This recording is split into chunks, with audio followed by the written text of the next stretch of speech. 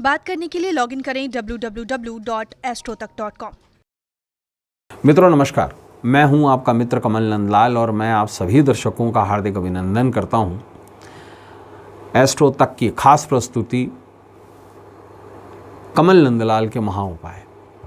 और दोस्तों, आज हम जिस विषय को आपके सामने लेकर आ रहे हैं वो बहुत खास है, बिकॉज मौका ही बहुत खास आ रहा है। मौनी अमावस्या। मौनी अमावस्या पर ऐसे पाएं पितृदोष से छुटकारा।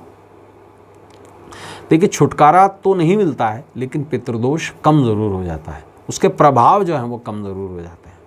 पितृदोष जो है वो जेनेटिक्स से जुड़ा हुआ है।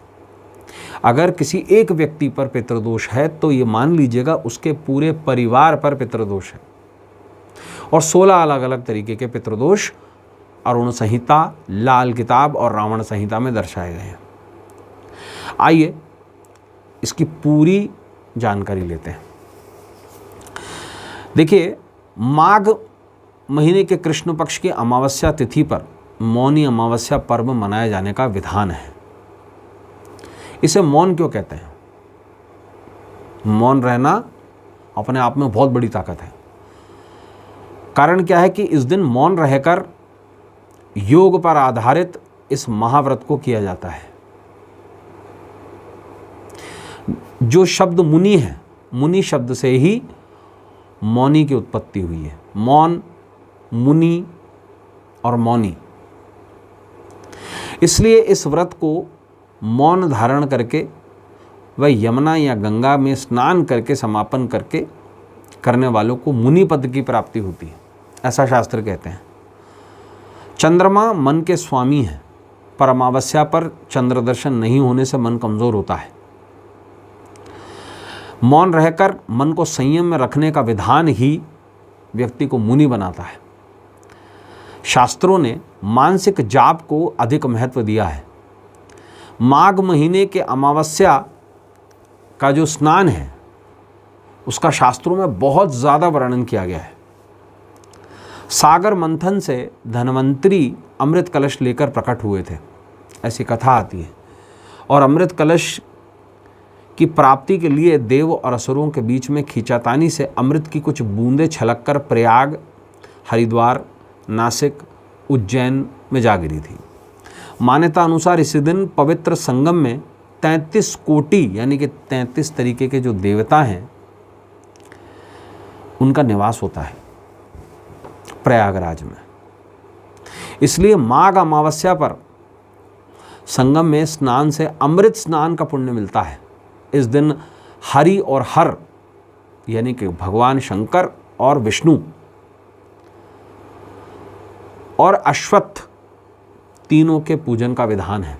अश्वत्थ यानी पीपल का पेड़। और विशेष क्या होता है, इन तीनों के पूजन से पितृदोष जो है उसके प्रभाव कम होते हैं। घर में अगर कोई झगड़ा चल रहा है तो उससे मुक्ति मिलती है और दुर्घटनाओं से सुरक्षा मिलती है।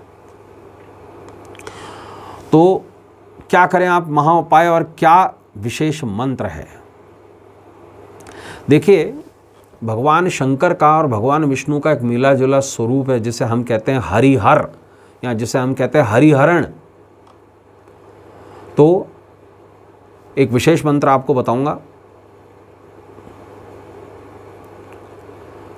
मंत्र है ह्रीम हरिहराय नमः। ह्रीम हरिहराय नमः। इस मंत्र का जाप करें। और विशेष क्या करें, पितृदोष को कम कैसे करें, तो विशेष एक तरीका है इसका। देखिए, इस दिन विशेष रूप से पंचगव्य का विधान है। और जो पंचगव्य प्राप्त ना कर सकें वो घर में ही पंचामृत बना लें। लेकिन पंचामृत में काले तिल और शहद अवश्य रूप से डालें। तो पंचामृत में जो शहद युक्त है उसमें थोड़े से काले तिल डालकर ये विशेष रूप से भगवान हरिहर पर चढ़ाएं। और इस द्रव्य को, चढ़ावा जो द्रव्य है, इसे हाथ में लेकर पीपल की 11 परिक्रमाएं करें, ये मंत्र बोलते हुए ह्रीम हरिहराय नमः और उसके बाद ये जो द्रव्य है ये पीपल की जड़ में चढ़ा दें। आश्वस्त कर रहा हूँ आपको, पितृदोष के प्रभावों में बहुत ज़्यादा कमी आएगी। तो दोस्तों आज के लिए बस इतना ही। कल आपसे फिर मुलाकात होगी। इजाज़त दीजिए। नमस्कार। नमः शिवाय।